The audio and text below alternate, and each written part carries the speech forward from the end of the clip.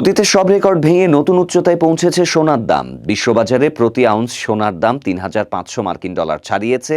মঙ্গলবার এক সময়ে দাম $৩,৫০৮.৫০ পৌঁছায়।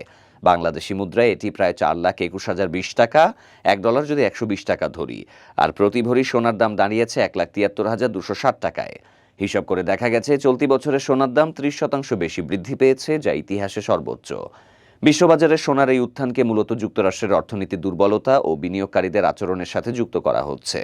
মার্কিন ডলার দুর্বল হয়ে পড়ার পাশাপাশি চলতি মাসে ফেডারেল রিজার্ভ সুদের হার কমানোর সম্ভাবনা থাকায় বিনিয়োগকারীরা সোনার দিকে ঝুঁকে পড়েছেন। ক্যাপিটাল.কমের আর্থিক বাজার বিশ্লেষক কাইল রড্ডা জানিয়েছেন, দুর্বল অর্থনৈতিক পরিস্থিতি এবং ফেডের সুদ হার কমানোর সম্ভাবনা মূল্যবান ধাতুর বাজারে চাঙ্গা সৃষ্টি করেছে। তিনি আরও বলেন, যুক্তরাষ্ট্রের কেন্দ্রীয় ব্যাংক ফেডের স্বাধীনতায় প্রেসিডেন্ট ডোনাল্ড ট্রাম্পের হস্তক্ষেপ ডলার ভিত্তিক সম্পদের উপর আস্থার সংকট তৈরি করেছে। মাসের পর মাস ধরে ট্রাম্প ফেড ও এর চেয়ারম্যান জেরোম পাওয়েলের সমালোচনা করছেন।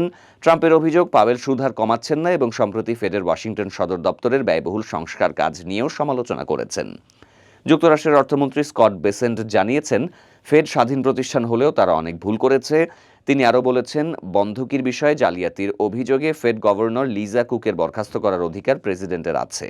সিএমই ফেড ওয়াচ টুল অনুযায়ী ব্যবসায়ীরা 17 সেপ্টেম্বর ফেডের 1/4 পয়েন্ট সুদ হার কমানোর সম্ভাবনা 90% হিসেবে দেখছেন। সুদ হার কমানোর সম্ভাবনা এবং ফেডের স্বাধীনতা নিয়ে বিনিয়োগকারীদের দুশ্চিন্তার কারণে মার্কিন ডলারও সম্প্রতি প্রতিদ্বন্দ্বী মুদ্রার তুলনায় 1.5 মাসের মধ্যে সর্বনিম্ন অবস্থানে পৌঁছেছে।